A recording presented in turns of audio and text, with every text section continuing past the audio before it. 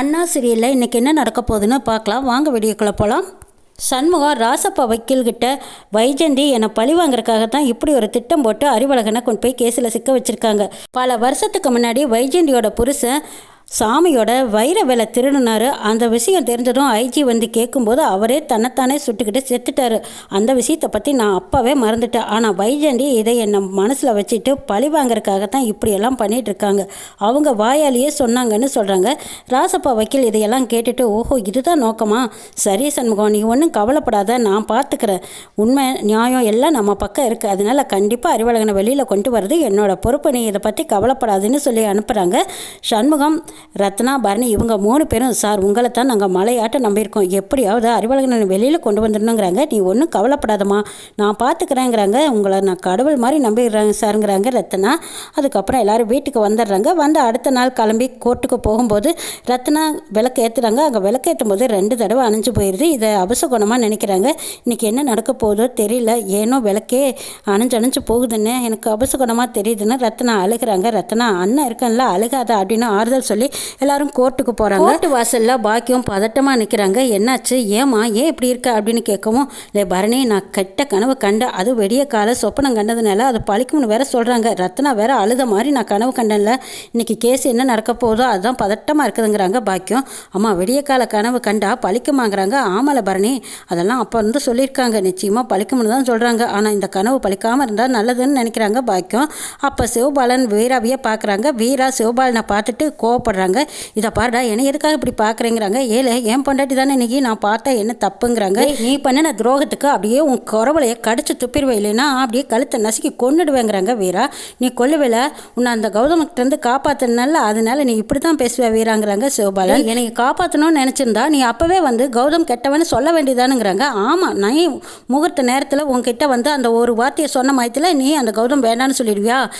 இன்னைக்கு வரைக்கும் மச்சானும் சரி அக்காவும் சரி இது வரைக்கும் யாரும் நான் சொன்னதை நீங்கள் கேட்கவும் இல்லை நம்பவும் இல்லை. போய் அந்த வைஜந்தி வீட்டிலேயே நியூஸ் பேப்பரை எடுத்து பார்த்ததுக்கு அப்புறம் தானே நம்பியிருக்கீங்க. ஆனால் நான் அப்போ வந்து சொன்னால் நீ நம்பவா போகிற? ஆனால் அந்த கௌதம் கையில் சிக்கியிருந்தேன்னு வச்சுக்கோ, சீரழிஞ்ச சின்னாவனப்பட்டு போயிருப்பேன். ஏதோ நல்ல வேலை நான் காப்பாற்றினதுனால நீ இப்படி வந்து நின்று பேசிக்கிட்டு இருக்க அப்படின்னு சிவபாலன் சொன்னதுக்கு அப்புறம் தான் வீராவுக்கு புரியுது.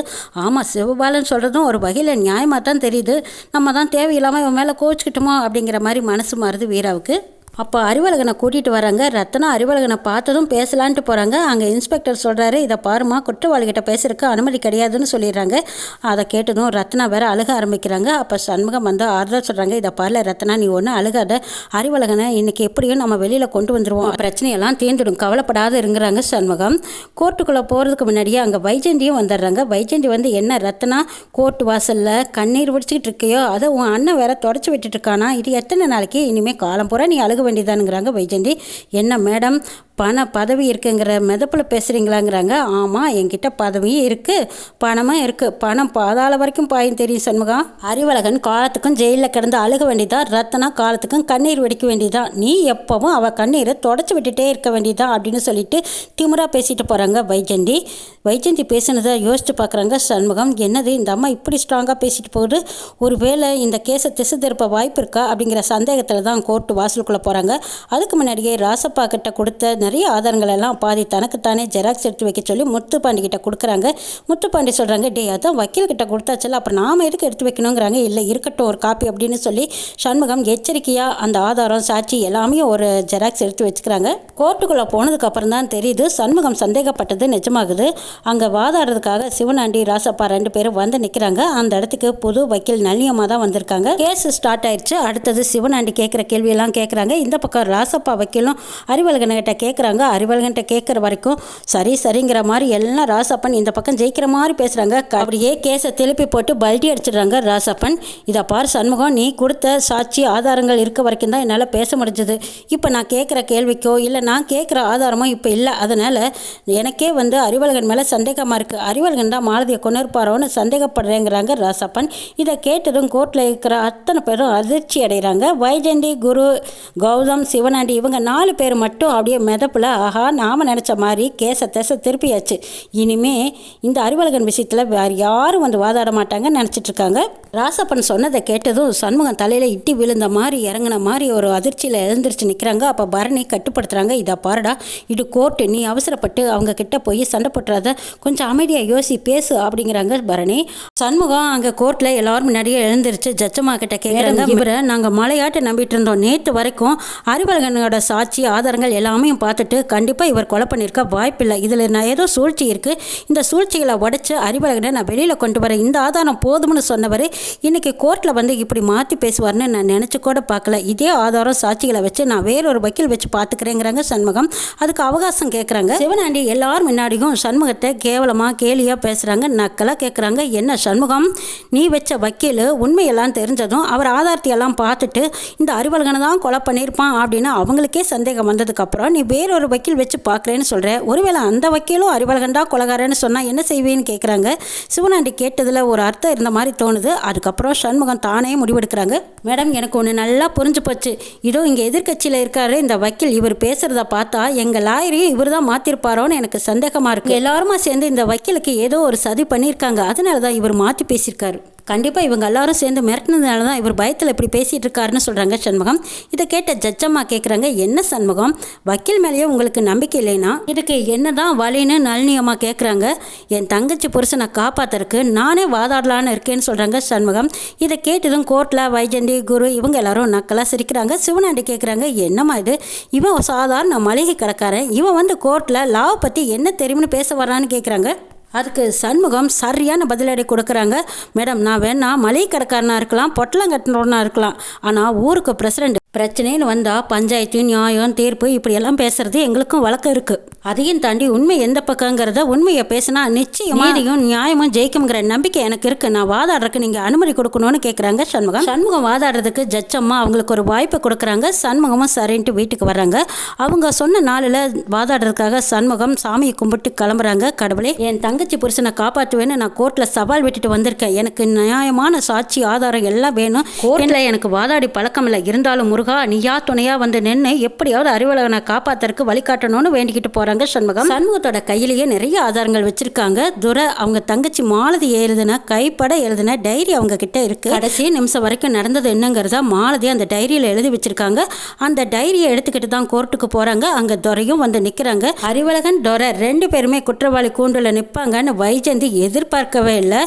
என்னடா இது, ஒருத்தனுக்கு ஒருத்தன் கை கோர்த்துக்கிட்டு நிற்கிறாங்களே, இவங்க ரெண்டு பேர்ட்டையும் தாண்டி நம்ம எப்படி ஜெயிக்க போறோம்னு அப்போ தான் வைஜந்திக்குள்ள ஒரு நடுக்கம் வருது. சே, இவ்வளவு டென்ஷனில் எப்படி இந்த துரையை மறந்தோம், இவனை மறந்துட்டுமே, இப்படி வந்து சாட்சி கூண்டில் நிற்கிறானே அப்படின்னு பதட்டப்படுறாங்க வைஜந்தி.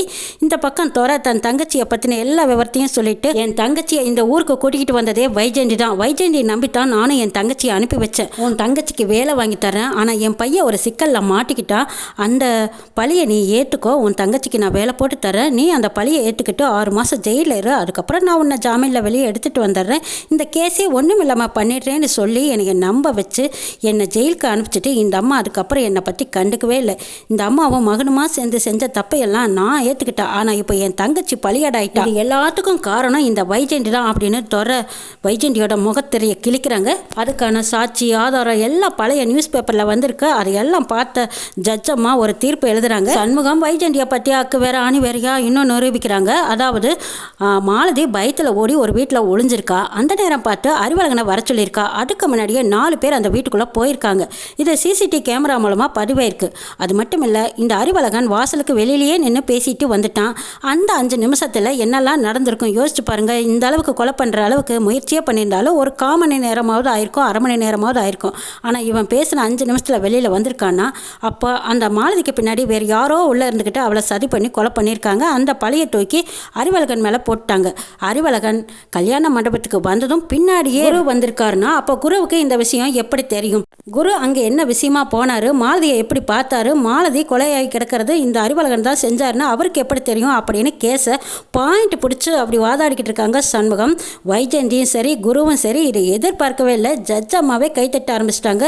சூப்பர் சண்முகம், நூல் கோர்த்த மாதிரி பாயிண்ட் பிடிச்சிட்டிங்க, சூப்பர் அப்படின்னு கை தட்டுறாங்க. இந்த பக்கம் பரணி, ரத்னா இவங்க எல்லாத்துக்கும் அப்போ தான் அப்பாடான்னு பெருமூச்சு வருது. நம்பிக்கையோடு இருக்காங்க.